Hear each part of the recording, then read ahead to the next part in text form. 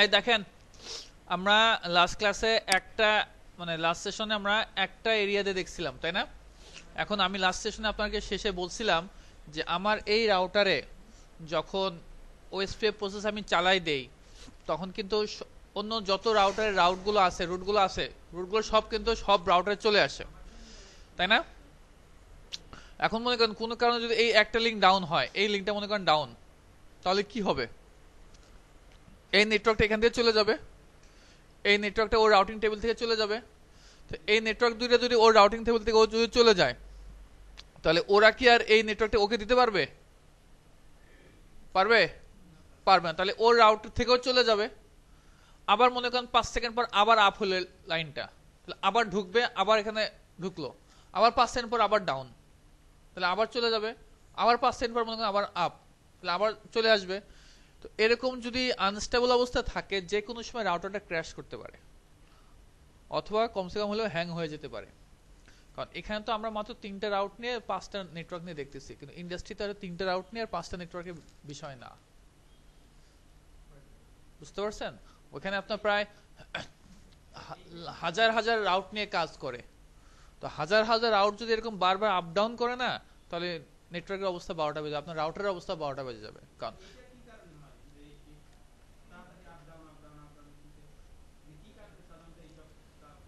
আপনার current up down হয় না, কি কারণে হয়?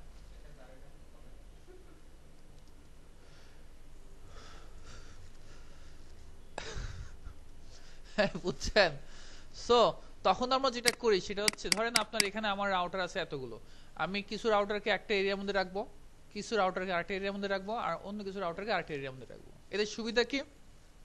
সুবিধা হচ্ছে এখানে মনে করেন আমার 10টা রাউটার আছে, এই 10টা রাউটারের মধ্যে কোনো নেটওয়ার্ক যদি আপ ডাউন হয়, তাহলে এই 10টা রাউটারের মধ্যেই ওর ইম্প্যাক্টটা সীমাবদ্ধ, ওদের রাউটিং টেবিলেই আপ ডাউন হবে, এদের ইম্প্যাক্ট এই রাউটারের এদের মধ্যে পড়বে না। এদের মধ্যে যা হচ্ছে তাদের ইম্প্যাক্ট এদের মধ্যে পড়বে না। বুঝতে পারছেন?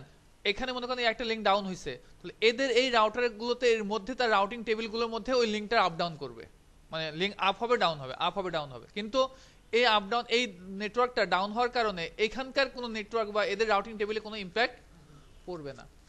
তো দ্যাটস আমরা এরিয়াতে ভাগ করি। আর এই যে এই সুবিধার কারণে এখন সব জায়গায় আমরা ইন্ডাস্ট্রিতে অ্যাকচুয়ালি আসলে ওএসপিএফটাই ইউজ করা হয়। তো এখানে আমরা কয়েকটা নেটওয়ার্ক নিয়ে দেখতেছি, কিন্তু অ্যাকচুয়ালি যে বললাম ইন্ডাস্ট্রিতে আসলে এরকম তো এই কয়েকটা নেটওয়ার্ক না, অনেকগুলো নেটওয়ার্ক। এখানে দেখবেন যে আমাদের প্রায় কয়টা, চারটা 5টা 12 13টা রাউট, তার রাউটিং টেবিলটা অনেক বড় হয়ে যাবে। তো যদি এখানে প্রায় আপনার হাজার লাখ খানেক যদি রাউট থাকে, তার রাউটিং টেবিলটা কত বড় হতে পারে? বুঝতে পারছেন কথা? আপনার পিসি যদি একবার শাটডাউন করেন, আবার আপ করেন, একবার শাটডাউন করেন, আপ করেন, মেশিন সমস্যা হবে না? সো এইগুলো তো ডিভাইস, এগুলো তো তার ভিতরকার যদি কোনো কিছু সমস্যা হয়, তাহলে কিন্তু তারও এই ডিভাইসটা ফিজিক্যালি কিন্তু করাপশন হতে পারে, করাপ্ট হতে পারে। তো এই কারণে আমরা এরিয়াতে ভাগ করি। এখন কথা হচ্ছে, আপনি এরিয়া 0 1 2 3 যা ইচ্ছা দিতে পারেন, কিন্তু একটা এরিয়া থাকতে হবে, সেটা হচ্ছে এরিয়া 0, যেটাকে আমরা বলবো ব্যাকবোন এরিয়া। কি বলবো? Backbone area. অন্যান্য যে এরিয়াগুলো আছে, ওই এরিয়াগুলো আপনার ব্যাকবোন এরিয়ার সাথে কানেক্টেড থাকতে হবে, অর্থাৎ আপনার মেরুদণ্ড ডান হাতও কানেক্টেড, বাম হাতও কানেক্টেড, তাই তো? সো আপনার পার্টস যা আছে সব কিন্তু মেরুদণ্ডের সাথে কানেক্টেড, অর্থাৎ এখানে মাল্টিপল এরিয়া 1 2 3 4 যাই থাকুক, কার সাথে কানেক্টেড থাকতে হবে? এরিয়া 0-র সাথে কানেক্টেড থাকতে হবে। এখন মনে করেন আপনি আরেকটা এরিয়া নিলেন, এরিয়া 3, এখানে দিলেন, এটা এই রাউটারের সাথে কানেক্ট করে দিলেন, এই রাউটারের সাথে, যেটা কোনো এরিয়া 0, এর মধ্যে কোনো এই রাউটারে কোনো এরিয়া 0-র কোনো নেটওয়ার্ক নাই, আছে? তাহলে কিন্তু যদি মনে করেন যে অত দূর আমি ঘুরে দরকার কি, আমার এখানকার সাথে কানেক্ট করে আমি এর সাথে কাজ হবে না কিন্তু। বুঝতে পারছেন কথা? আমরা সিসিএনএ লেভেলে, বেসিক লেভেলে আমরা জানবো যে কোনো একটা এরিয়া যদি অন্য এরিয়ার সাথে কানেক্টেড কমিউনিকেট করতে চায়, তাহলে অবশ্যই থ্রু এরিয়া 0 দিয়ে যেতে হবে, এবং দ্যাটস ওয়াই এরিয়া 0-র সাথে কানেক্টেড থাকতে হবে ডিরেক্টলি। কিন্তু আপনারা যখন পরবর্তী অ্যাডভান্স কখনো যদি কোনো কোর্স করেন, সিসিএনপি লেভেলে যান, তখন দেখবেন যে না, কানেক্টেড না থাকলেও চলে, আমরা একটা ভার্চুয়াল লিঙ্ক এরিয়া 0-র সাথে একটা কানেক্ট ক্রিয়েট করে দেই, ওইভাবে থ্রো হয়। কিন্তু আপাতত এখন মনে রাখেন যে এরিয়া 0-র সাথে আমাদেরকে ডিরেক্টলি কানেক্টেড অন্যান্য এরিয়াগুলো থাকতে হবে। তো এরিয়া 0-কে এই কারণে বলা হয় কি? Backbone area. এখন এখানে দেখেন, এই এই এরিয়াটা কি এরিয়া জিরোর সাথে কানেক্টেড কিনা? কানেক্টেড। কেন? কারণ হচ্ছে এই যে এই রাউটারটাতে এরিয়া 1 আছে, এরিয়া 0 নেটওয়ার্কও আছে। কিন্তু আমি যদি মনে করেন এখানে আরেকটা রাউটার নেই, এখানে আরেকটা রাউটার নিলাম, এই রাউটারটার সাথে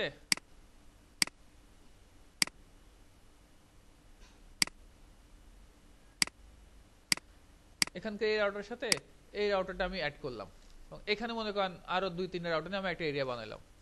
এই এরিয়া কি তাহলে কি এরিয়া জিরোর সাথে কানেক্টেড হলো না? কেন? কারণ যেই রাউটারের সাথে কানেক্টেড ওর ভিতরে কোনো এরিয়া জিরো নাই, কিন্তু আছে। ও ওর সাথে যে নেটওয়ার্কগুলো আছে সব কি এরিয়া 2 এর সাথে। কি কোশ্চেন?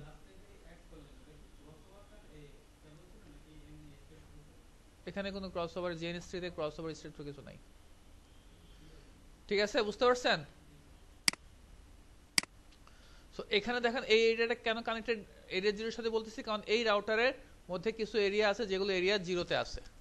অর্থাৎ একটা নেটওয়ার্কে যদি এরিয়া জিরোতে থাকে ওই রাউটারের সাথে অ্যাড করেন তাহলে বুঝবেন যে ওইটা এরিয়া জিরোর সাথে কানেক্টেড। এখন দেখেন এখানে কয়েক ধরনের নেটওয়ার্ক মানে রাউটার আছে। ধরেন এই যে এই রাউটারটা আমি নিলাম না, এটা মনে করেন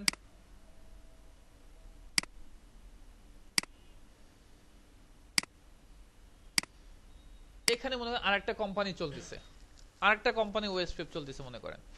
আর কথা বুঝতে পারতেছেন? এটা মনে করেন একটা কোম্পানি, টোটালটা একটা কোম্পানি। এখানে মনে করেন এরকম আরেকটা ডিজাইন মনে করেন আছে আরেক কোম্পানির। তাহলে এই কোম্পানি যখন এই কোম্পানির সাথে অ্যাড হবে, হতে পারে কিনা?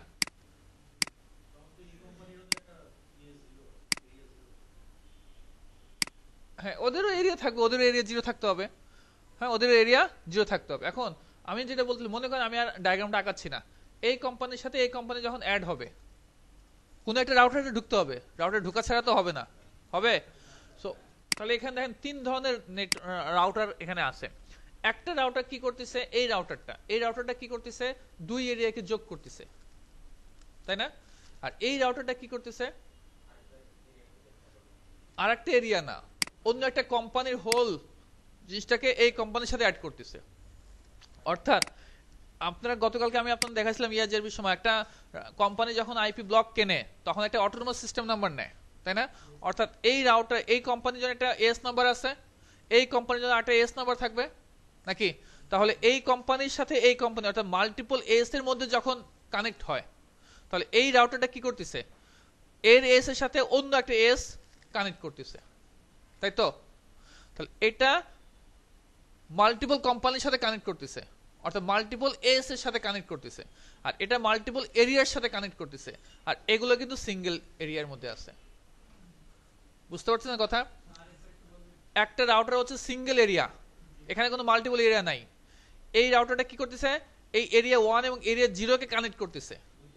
আর এই রাউটারটা কি করে, এরিয়া 0 এবং এরিয়া 2 কে কানেক্ট করতেছে। আর এই রাউটারটা কি করতেছে, ওদের যে একটা অটোনোমাস সিস্টেম নাম্বার আছে ওই অটোনোমাস সিস্টেম নাম্বারের সাথে অন্য একটা অটোনোমাস সিস্টেমকে কানেক্ট করতেছে, তাই তো? 2 এস এর মধ্যে কানেক্ট করতেছে। তাহলে যেটাকে যেই রাউটারটা 2টা এরিয়ার মধ্যে কানেক্ট করে, 2 এরিয়াকে সংযোগ করে, ওই রাউটারটাকে আমরা বলা হয় ABR. ABR area border router, অর্থাৎ যেই বর্ডার 2 এরিয়াকে কানেক্ট করে, এরিয়া বর্ডার রাউটার। তাহলে আমার এটা হচ্ছে এবিআর, এটাও কি হবে এবিআর। এই দুটো হচ্ছে আমার এবিআর। আর যে রাউটার 2টা অটোনোমাস সিস্টেমকে কানেক্ট করে সেটাকে কি বলবো, এএসবিআর। এস তো গুড, আপনি তো খুব ভালো পারেন। ASBR autonomous system border router, autonomous system border router, যে রাউটার 2টা অটোনোমাস সিস্টেমকে কানেক্ট করে। বুঝতে পারছেন? যে রাউটার 2টা অটোনোমাস সিস্টেমকে কানেক্ট করে সেটাকে আমরা বলি কি এএসবিআর। আর এই রাউটারগুলো সিঙ্গেল এরিয়া নিয়ে কাজ করতেছে। তাহলে এবিআর এএসবিআর বোঝা গেছে?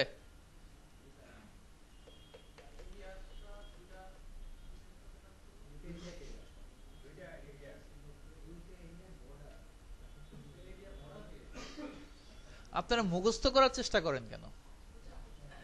আপনাদের কয়েকজনের কোশ্চেন শুনে মনে হয় যে আপনারা মুখস্থ করার চেষ্টা করতেছেন। মুখস্থ করার চেষ্টা কেন করবেন আপনারা? একদম সিম্পল জিনিস। আমি বলছি এরিয়া 1 কে এরিয়া 0 এর সাথে কানেক্ট করতেছে যে রাউটার, মাল্টিপল এরিয়া যে রাউটারের মাধ্যমে কানেক্ট হয় তাকে বলা হয় এবিআর। এখানে মুখস্থ করার কিছু আছে?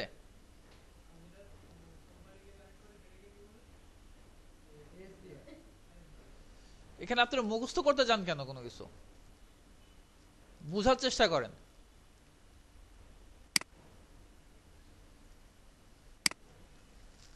কার কোনো কোশ্চেন আছে?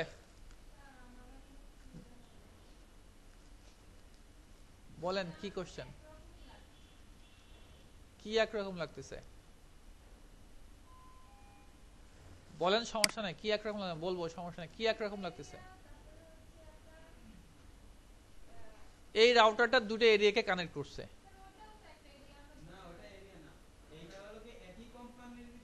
আমি বলছি যে, আমি আপনাকে বলছি যে এটা আলাদা একটা কোম্পানি। ওই কোম্পানি একটা রাউটার আর একটা রাউটারের সাথে যখন কানেক্ট করবে, এই এই এই রাউটারটা কি এই কোম্পানির সাথে কানেক্ট করছে?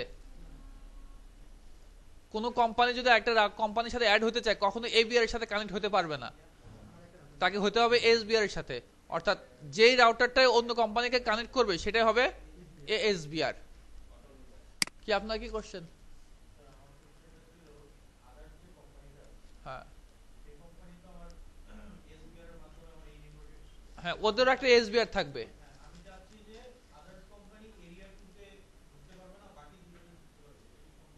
হ্যাঁ হ্যাঁ, দেবো, কোনো সমস্যা নেই, ফিল্টার করবো আমরা, সমস্যা নেই। আমরা ওখানে এসিএল করি, ফিল্টার করি, অনেক কিছু করি। এই বোঝা গেছে কথা? আর কারো কোনো কোশ্চেন? হ্যাঁ,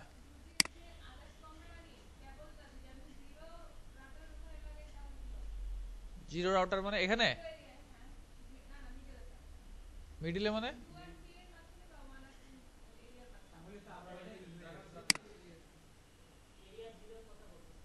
হ্যাঁ, এরিয়া জিরো কি আছে? একজন বলেন, কোশ্চেন একজন করেন, একজন বলেন। এবিআর এর মাঝখানে এখানে, এখান থেকে এখানে দিবেন, দেন সমস্যা, তখন এটাও এসবিআর হবে, এবিআর হবে। অর্থাৎ আপনি মাল্টি অন্য একটা কোম্পানির সাথে, অন্য কোম্পানি বলতে অন্য একটা এএস এর কোন একটা নেটওয়ার্ক থেকে যদি আপনি কোন একটা আপনার একটা এএস এর মধ্যে কানেক্ট করেন, তখন যেই রাউটারে কানেক্ট করছেন ওটাই হবে এসবিআর। হ্যাঁ, ঠিক আছে। এখন আমরা এটা কনফিগার করা শুরু করব। আমার এখানে আইপি টাইপি সব বসানো আছে, জাস্ট আমি কনফিগার করব। কেমন?